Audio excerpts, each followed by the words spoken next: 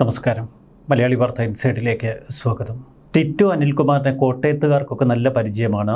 പഴയ കോൺഗ്രസ് കൗൺസിലർ അനിൽകുമാറിനെ കുറിച്ച് വലിയ പരാതികളൊന്നും പറയാറില്ല. പണ്ട് അത്യാവശ്യം അടിയും പിടിയുമൊക്കെ നടത്താൻ കെൽപ്പുള്ളവനാണ് എന്ന പേരുണ്ട്. അടുത്ത കാലത്തായി കോൺഗ്രസ് നേതൃത്വത്തോടുടക്കി അല്പസ്വല്പം മദ്യപാനമൊക്കെയുണ്ട്. അനിൽകുമാറിൻ്റെ കുടുംബവും പശ്ചാത്തലവുമൊക്കെ നല്ലതാണ്. സുഹൃത്തുക്കളും കുഴപ്പമില്ല.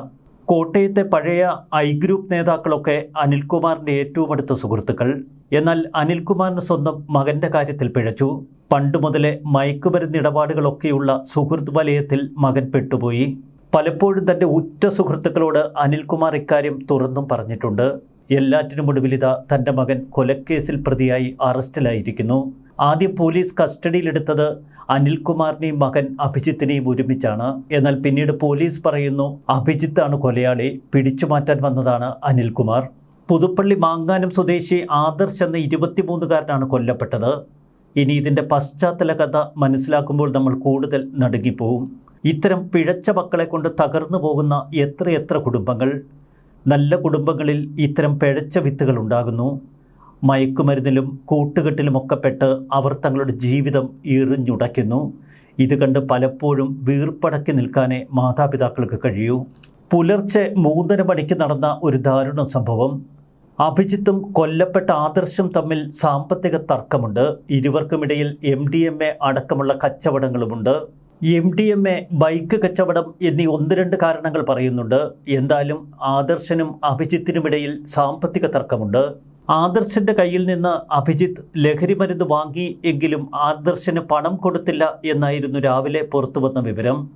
ഇതിനെ തുടർന്നാണ് പുതുപ്പള്ളി സ്വദേശിയായ ആദർശ് മാണിക്കുന്നിലുള്ള അനിൽകുമാറിൻ്റെ വീട്ടിലെത്തി പ്രശ്നമുണ്ടാക്കിയത്. വീടിൻ്റെ ഗേറ്റ് കടന്ന് ഇരുവരും തമ്മിൽ അടികൂടുന്നതും പിന്നീട് അഭിജിത്ത് കുത്തി ആദർശിനെ വീഴ്ത്തുന്നതുമൊക്കെ ഇപ്പോൾ CCTV ദൃശ്യങ്ങളിലുണ്ട്. അനിൽകുമാറും അഭിജിത്തും ചേർന്നാണ് ആദർശിനെ കൊലപ്പെടുത്തിയത് എന്ന് രാവിലെ വാർത്തകൾ വന്നിരുന്നു. എന്നാൽ CCTV ദൃശ്യങ്ങളിൽ അനിൽകുമാർ മകനെ പിടിച്ചു മാറ്റുന്നതായാണ് കാണുന്നത്. ഇതിനെ തുടർന്നാണ് പോലീസ് ആദർശിനെ കൊലപ്പെടുത്തിയത് അഭിജിത്താണ് എന്ന തീരുമാനത്തിലെത്തുന്നത്. കൊലപാതകത്തിന് ശേഷം മകനെ രക്ഷിക്കാൻ അനിൽകുമാർ ഒരു ശ്രമം നടത്തി. അവനെ കാറിൽ കയറ്റി ദൂരേക്ക് പോകുന്നു. ഇവർ കടന്നു കളയുന്നതിനിടയിൽ തന്നെ കോട്ടയം വെസ്റ്റ് പോലീസ് 2 പേരെയും പിടികൂടി. കൊലപാതകത്തിന് ശേഷം അനിൽകുമാറും അഭിജിത്തും കടന്നു കളയുന്ന ദൃശ്യങ്ങൾ സമൂഹ മാധ്യമങ്ങളിൽ വൈറലായിരുന്നു. പിന്നീട് കസ്റ്റഡിയിൽ അനിൽകുമാറിനെയും അഭിജിത്തിനെയും ചോദ്യം ചെയ്തു. 2 വ്യത്യസ്ത കഥകളാണ് ഇരുവരും പറയുന്നത്. ആദർശിനും അഭിജിത്തിനുമിടയിൽ സാമ്പത്തിക തർക്കമുണ്ടായിരുന്നു എന്ന് അനിൽകുമാറിനും അറിയാം. എന്നാൽ അഭിജിത്ത് പറയുന്നത് ഒരു ബൈക്ക് ഇടപാടുമായി ബന്ധപ്പെട്ട സാമ്പത്തിക തർക്കമായിരുന്നുവെന്ന്. മുഖ്യപ്രതി അഭിജിത്തിനെ കേന്ദ്രീകരിച്ച് നേരത്തെ തന്നെ നിരവധി ലഹരി കേസുകൾ കോട്ടയം വെസ്റ്റ് പോലീസിലുണ്ട്. അഭിജിത്ത് നേരത്തെ ജയിലറയ്ക്കുള്ളിലും കിടന്നിട്ടുണ്ട്. കൊല്ലപ്പെട്ട ആദർശിൻ്റെ മൃതദേഹം പിന്നീട് കോട്ടയം മെഡിക്കൽ കോളേജ് ആശുപത്രിയിലേക്ക് മാറ്റി. ആദർശ് നിരവധി ക്രിമിനൽ കേസുകളിലെ പ്രതിയാണ്. പ്രതികളെ വിശദമായി ചോദ്യം ചെയ്ത് വരികയാണ് എന്ന് പോലീസ് പറയുന്നു. കോട്ടയം SP ഷാഹുൽ ഹമീദ് IPS നേരിട്ടെത്തി ചോദ്യം ചെയ്യുന്നു. വിശദമായി പ്രതികളെ ചോദ്യം ചെയ്ത് കൊലപാതകത്തിൻ്റെ യഥാർത്ഥ കാരണങ്ങൾ പുറത്തെത്തിക്കുമെന്നാണ് പോലീസ് പറയുന്നത്. പ്രതികളെ സംഭവസ്ഥലത്തെത്തിച്ച് തെളിവെടുപ്പ് നടത്തി. കൂടുതൽ അന്വേഷണം നടക്കുന്നുവെന്ന് പോലീസ് വൃത്തങ്ങൾ പറയുന്നു. ആദർശിന് കൃത്യമായ ക്രിമിനൽ പശ്ചാത്തലമുണ്ട്. നേരത്തെ ഒരു മോഷണ കേസിലും ലഹരി കേസിലും ആദർശിനെ അറസ്റ്റ് ചെയ്തിട്ടുണ്ട്. ആദർശ് മുൻപ് റിമാൻഡിലും കഴിഞ്ഞിട്ടുണ്ട്. ആദർശും സുഹൃത്തുക്കളും അർദ്ധരാത്രിക്ക് ശേഷം 2 മണി കഴിഞ്ഞാണ് അഭിജിത്തിൻ്റെ വീട്ടിലെത്തി ബഹളമുണ്ടാക്കിയത്. ഇത് സംഘർഷത്തിലെത്തുകയും അഭിജിത്ത് കത്തിയെടുത്ത് ആദർശിനെ കുത്തുകയും ചെയ്തു. ബോധരഹിതനായ ആദർശിനെ കോട്ടയം മെഡിക്കൽ കോളേജിലേക്ക് എത്തിച്ചു. എങ്കിലും അപ്പോഴേക്കും മരണം സംഭവിച്ചു. പോലീസ് കസ്റ്റഡിയിലായ മുൻ കൗൺസിലർ VK അനിൽകുമാർ എന്ന ടിറ്റോ അനിൽകുമാർ കോട്ടയം നഗരസഭ 39-ാം വാർഡായ ഇല്ലിക്കല്ലിലെ സ്ഥാനാർത്ഥിയാണ്.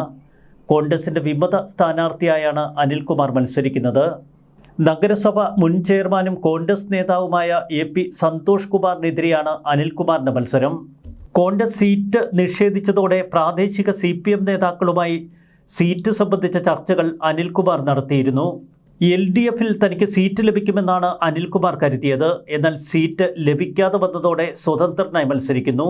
അനിൽകുമാറിന് നിലവിൽ കോൺഗ്രസ് സംഘടനയുമായി ബന്ധമില്ല എന്ന് കോൺഗ്രസ് നേതാക്കൾ പറയുന്നു. നാമനിർദ്ദേശ പത്രിക പിൻവലിക്കാനുള്ള അവസാന ദിവസമാണ്. എന്തായാലും അതേ ദിവസം തന്നെ കൊലപാതക കേസിൽ അനിൽകുമാർ കസ്റ്റഡിയിലുമായി.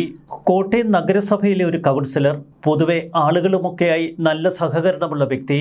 പൊതുരംഗത്ത് മാത്രമല്ല രാഷ്ട്രീയ നേതാക്കൾക്കിടയിലും വലിയ സൗഹൃദ വലയമുണ്ട് അനിൽകുമാറിന്. എന്നിട്ടും ഒടുവിൽ സ്വന്തം മകൻ ഒരു കൊലപാതക കേസിൽ പ്രതിയായി പോലീസ് വിലങ്ങണിയിച്ച് കൊണ്ടു നടക്കുന്ന കാഴ്ച. ഒപ്പം ഒരു കൊലപാതക കേസിൽ അനിൽകുമാറും കൂട്ടുപ്രതിയാകുന്നു. വിചിത്രമായ കാഴ്ചയാണ് കോട്ടയത്തേത്. എങ്കിലും ഇത് കേരളത്തിലെ മാതാപിതാക്കൾക്കുള്ള കൃത്യമായ മുന്നറിയിപ്പാണ്. മക്കൾ പിഴച്ചുപോയാൽ തൊലയുന്നതൊരു കുടുംബമാണ്. ആ മകൻ ഇനി വർഷങ്ങളോളം അഴിയെന്നും കൃത്യമായ തെളിവുകളാണ് അഭിജിത്തിനെതിരെയുള്ളത്. അഭിജിത്തിൻ്റെ ഈ പതനത്തിന് കാരണം MDMA ഉൾപ്പെടെയുള്ള മയക്കുമരുന്ന്. ചെറുപ്രായത്തിൽ തന്നെ ഇത്തരം സൗഹൃദങ്ങളിൽപ്പെട്ട് അഭിജിത്തിൻ്റെ ജീവിതം തുലഞ്ഞു. ഇത്തരം നിരവധി യുവാക്കൾ കേരളത്തിൻ്റെ പല ഭാഗങ്ങളിലുമുണ്ട്. നല്ല കുടുംബങ്ങളിലൊക്കെ ജനിച്ച് നല്ല മാതാപിതാക്കൾക്ക് പിറന്നവർ. എന്നാൽ ലഹരിമരുന്ന് കേസിലും മറ്റ് ഗുണ്ട ഇടപാടുകളിലുമൊക്കെ പെട്ട് ഇവർ തങ്ങളുടെ ജീവിതം തുലയ്ക്കുന്നു. മിക്കവാറും സൗഹൃദങ്ങൾ തന്നെയാണ് ഇവരുടെ പതനത്തിനുള്ള മുഖ്യ കാരണം. മുൻപൊക്കെ നമ്മൾ കരുതും ബാംഗ്ലൂരിലോ മറ്റ് സ്ഥലങ്ങളിലോ പോകുന്ന കുട്ടികളാണ് ഇത്തരം മയക്കുമരുന്ന് കേസുകളിലൊക്കെ പെടുന്നതെന്ന്. എന്നാൽ ഇന്ന് കേരളത്തിലെ ഒരു നഗരവും ഇപ്പോൾ മുക്തമല്ല ഇത്തരം അധോലോക നീരാളിപ്പിടുത്തത്തിൽ നിന്ന് എന്ന് വ്യക്തമായി നമ്മൾ മനസ്സിലാക്കണം. ഇത്തരം സംഭവങ്ങളിൽ കൊച്ചിയിലൊക്കെ വലിയ മയക്കുമരുന്ന് റാക്കറ്റുണ്ട്. പുറമേക്ക് വലിയ മാന്യന്മാരൊക്കെ ആയിരിക്കാം, പക്ഷേ അവരുടെ മുഖ്യ ലക്ഷ്യം മയക്കുമരുന്ന് ഇടപാടുകളും കച്ചവടവുമൊക്കെ. ഇതിൽ നിന്ന് വിഭിന്നമല്ല കോട്ടയം എന്ന് പല സംഭവങ്ങൾ നമുക്ക് തെളിയിച്ചു തരുന്നു. കോട്ടയം പട്ടണത്തിലും ഇപ്പോൾ മയക്കുമരുന്നിൻ്റെ നീരാളിപ്പിടുത്തമുണ്ട്.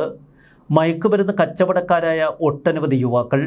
ഇതിനെതിരെ ഓരോ രാഷ്ട്രീയ കക്ഷികളും കൃത്യമായ നിലപാടെടുക്കണം. ഭരണകൂടം ഉണർന്ന് പ്രവർത്തിക്കണം.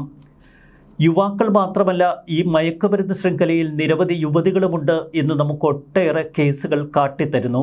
നമുക്ക് ചുറ്റും പറന്നു നടക്കുന്ന ഒട്ടനവധി MDMA കഥാപാത്രങ്ങളുണ്ട് എന്ന് തിരിച്ചറിയുക. വളരെ എളുപ്പത്തിൽ 10, 500, 1000 രൂപയുമൊക്കെ മുടക്കിയാൽ ഒന്ന് മിനുങ്ങാം. മദ്യപാനത്തേക്കാൾ ചിലവ് കുറവാണ്. അതുപോലെ തന്നെ നല്ല കടുത്ത ലഹരിയും കിട്ടും. മയക്കുമരുന്നടിച്ച് വിലസി നടക്കുന്ന ഒട്ടേറെ യുവാക്കൾ നമുക്കിടയിലുണ്ട്. ഒപ്പം യുവതികളും. നല്ല കുടുംബം പൊടിപ്പിക്കാൻ ഇറങ്ങിത്തിരിച്ചിരിക്കുന്ന ഈ പുതുതലമുറ, ഇവരെ കർശനമായി നിരീക്ഷിക്കണം, നിയന്ത്രിക്കണം. അതിന് മാതാപിതാക്കൾ മാത്രം ശ്രമിച്ചാൽ പോരാ. ആ കുടുംബത്തിലുള്ള മറ്റംഗങ്ങൾക്കും തുല്യ പ്രാധാന്യമുണ്ട്.